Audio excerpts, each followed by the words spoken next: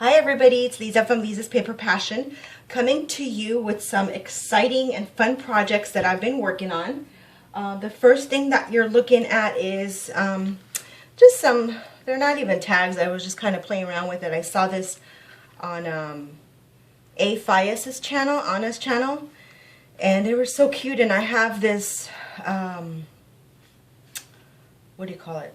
Forgot. Mason jar die cut, and a die I should say, and I've never used it. I bought it from somebody on Facebook. She was destashing it, but I just kind of started playing around with it, and I made a couple of little goodies here. They're kind of like, I think I'm going to make them into tags or maybe even a banner, because I got this dress form paper from oh my gosh, I can't think of the name of the store, but anyway, Scrapbooking Forever. Scrapbooking Forever, Deb Warner's store out in Thousand Oaks. And oh my gosh, I bought all the paper she had. That it was a dress form. Here, let me show you what it looks like. I went gaga over it. I don't really shop at scrapbook stores because I usually just shop online. So when I saw this paper, I just fell in love with it. And I bought, like, she had like 6 or 7 sheets, and I bought all of them. I love it. I know I shouldn't have cut it up, but I figured I have more and I shouldn't be hoarding stuff, right? So anyway, so that's where this paper comes from. So I wanted to show you that real quick, and then I wanted to show you some Tilda projects that I've been working on. This is a horse. This is the Tilda horse. I think it's called the Dahlia, if I'm not mistaken. The Tilda fans can chime in. And for those of you who don't know Tilda, Tilda is a brand designed by Tone Finanger, and she's from Norway. And I guess this was, you know, this has been popular for a while, the Tilda stuff, but I just got into it and I started a Facebook group for USA members on Facebook, because a lot of the Facebook groups they have is for other countries, and so I just figured I wanted a kind of one-stop place where we can find paper and patterns, and just the camaraderie of Tilda lovers is just wonderful in there. I have about 120 members. I'll post the link. But anyway, we have books that we look at for patterns, and this horse project is something that I worked on pretty quickly because I was working on my Tilda doll and I got frustrated, so I wanted to kind of step back and regroup and work on something that I know that I knew I could manage. So anyway, that's the horse. He's gonna walk away. And a lot of the things we do on there are Tilda inspired, because some of us, you know, Tilda paper, which we buy from Tutu Amy, can kind of be costly. And although you know, she offers a great deal, but for, you know, some people just can't afford it. So what I love about my group is we do Tilda inspired. So things, you know, what the projects you post don't have to be, you don't have to use Tilda paper or Tilda fabrics, which some people do, and that's wonderful. But if you don't have it, then, you know, it's really fun to just, you know, post what you have. This Tilda inspired, we say, so it looks like, you know, we don't want steampunk projects in there, because obviously, although I love steampunk, it's not a steampunk group, it's a Tilda group. So we want florally, pastel, really pretty things. But anyway, enough about my speech. So this is a Tilda inspired pincushion. Neri, DC Scrap and Rooster, gave me this fabric, and I showed it on a rack video, but I wanted to create something with it, and so I used the pink for the front and back, and then on the side you see the blue flowers for the side panels. And then this flower Tutu Amy had made for me when she sent me a little goodie package. She had wrapped it around my goodie bag, so I wanted to use it here. I'm going to decorate this a little bit more. I just wanted to show for simplicity's sake. Here, we'll put it on top of here so she can rest, what it looks like. But I love making these dress form pincushions. They're really, really fun to make, and you can make them in all fabrics. But this is my Tilda one. So I'm going to put this here next to the horsey. And then this one I haven't shown at all. The other two I have shown pictures on Facebook, but this one is, I can't even begin to describe how excited I was when I made it. And I'm thinking of doing a tutorial on it, so please comment and let me know if you want me to make a tutorial. But it's a cupcake pincushion. Isn't it adorable? And you'll be amazed what I made it out of. It is so easy if you're near a Daiso. And if you're not, then I'm gonna do a tutorial on. If I get enough comments, then I'll figure out a way to do it without what I got from Daiso to make it like that easy to do. But anyway, it's a 3-tiered pincushion. It's Tilda inspired because of the floral fabrics that I used. And this little top sugary part, Malika, my friend, gave it to me in a whole bunch of beads that she sent me. And just to prove that it is a pincushion, see, it is a pincushion. And I saw this idea on Pinterest, and I don't know how the lady made it, because sometimes when you click on Pinterest, it kind of takes you to foreign sites, and you know, I don't really, even though, you know, Google translates it for you, sometimes I just look at the pictures and kind of get inspired by it. But anyway, as my hand goes in front of the camera, so I hope you like this. It's so adorable. Yes, this is going to be a gift, possibly, maybe a giveaway in my Tilda group. So come join us. We have so much fun over there. And then the bottom part, believe it or not, is a 99-cent glass candlestick, which I gessoed several times because I really liked kind of this milk glassy look to it. So that's my pincushion.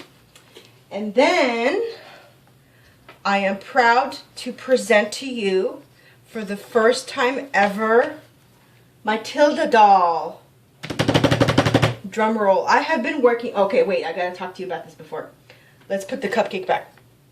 I have been working on this Tilda doll for at least 2 weeks, and the reason why I say that is because I made a series of errors, including fabric choice, how I cut it, how I sewed it, how I stuffed it, how I turned it inside out, and it has been a true journey.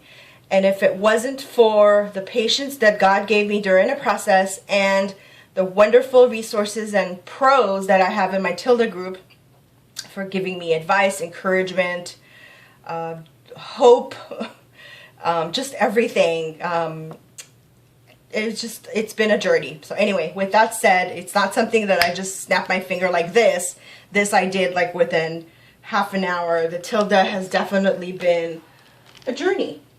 So anyway, here it goes. I hope you like her. She's my pretty Tilda doll. Isn't she gorgeous? Say hello. Hello, people of YouTube. Look at my bling. Oh wait, this is my bling. So, this is, I haven't named her yet. My first doll, I named her Isabella, because I love that name. This doll, I was going to name her Sarah, but Amy named her doll Sarah, and that's from the Bible. So I think, you know what? This name just came to me. I think she's going to be Priscilla. Priscilla the Tilda doll. And she was just really, really fun to make. I mean, despite the challenges I had, I think my favorite part was to make the skirt. Excuse me. And it really challenged me. I'm not a professional seamstress. I'm a scrapbooker, paper crafter by trade. So when you give me fabric, I want to cut it like paper, and that doesn't always help. So anyway, I'm not going to make this a whole half-an-hour video about how to make the Tilda doll, because it's going to take more than half an hour to explain it. I will say that Irina, the Passion for Craft, made an awesome video on her channel, and I'll link to her channel because her video helped me a lot. And I told, you know, the newbies in my Tilda group, whoever joins and wants to make one, they have to watch that video, because the patterns in the book are helpful and the instructions are okay, but they're really not enough. I mean, for me, I'm a visual person. I like for someone to walk it through with me, explain to me. And the first Tilda doll I made was a completely different style and pattern, and I didn't even know there was different sizes of Tilda. But that one was really easy, but this one she had many parts to her. And I know I didn't have to go way out and, you know, make a fancy skirt for her and layers of lace. And she's not wearing panties, but I wanted to show you what she looks like underneath. It's kind of a triangle, which I didn't even know that was supposed to, I thought this was part of her dress. I mean, that's how much I knew Tilda. This is her feet, so when she sits, she can her feet can dangle. And these are her beautiful, I feel like the light's in the way. Let me move this up for a second. Okay, and then we have her shoes right there, which I made out of ribbon. And it's the same ribbon. Let's put her skirt back down. Oh, before I do that, let me show you the layers. So I did 3 layers of fabric, and that's the same ribbon. This is Prima ribbon that I got from the warehouse. So she's got 1 layer, 2 layer, and 3. And of course that's all the way around.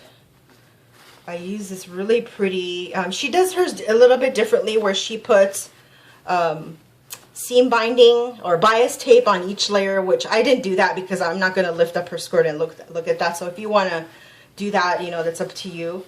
I did put like this kind of fancy trim around her waist, and on top of that I gave her a really pretty blinked belt to match her bracelet. And this was a gift from me from Malika.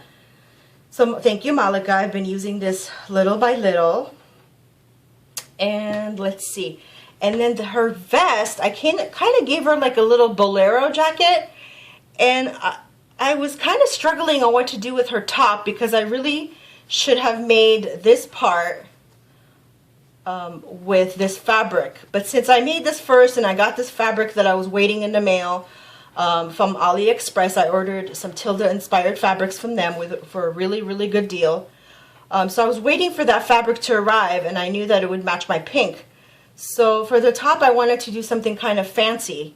So what I did is, there's this kind of funny story, but it was a little kind of hat. I'm not going to say, yeah, it was a baby's hat that I bought from the thrift store for like $1. And I took it apart and had this really pretty, I forgot what you call this part.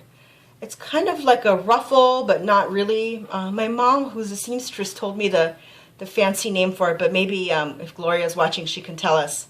So anyway, I took that apart and kind of gave her a bolero jacket. So let's look at the front. That's the back of it. And then this part stuck up, which I guess I can do, because it looks pretty like that too, and kind of covers her little bald spot in the back. And then the hair, I did exactly the same way Irina did, which is, oh my gosh, the easiest tutorial I've ever seen on hair. Basically, you just take the yarn, wrap it around a cardboard, take it off, sew it, literally you just sew it in the middle, or you know, wherever you want your part to be, and then I glue gunned it on her head. And while you're doing that, she teaches you how to put like pins where her eyes are, so you can kind of visualize how you want the hair to be. And it was funny because I was going to do shorter hair, and my son goes, that looks like your hair. So yes, I have dark brown hair. That's my hair. I'm not going to show you my face without makeup on. But anyway, it was really, really fun making this. This is my first of many. I will be making more. And I'm going to put some pictures on the Facebook group of Priscilla Tilda. So thank you so much for stopping by. Priscilla, wave bye to everybody. Bye, everybody. Thanks for stopping by. Yes, I make my Tilda dolls talk. Thank you so much. Have a wonderful, blessed day. Bye.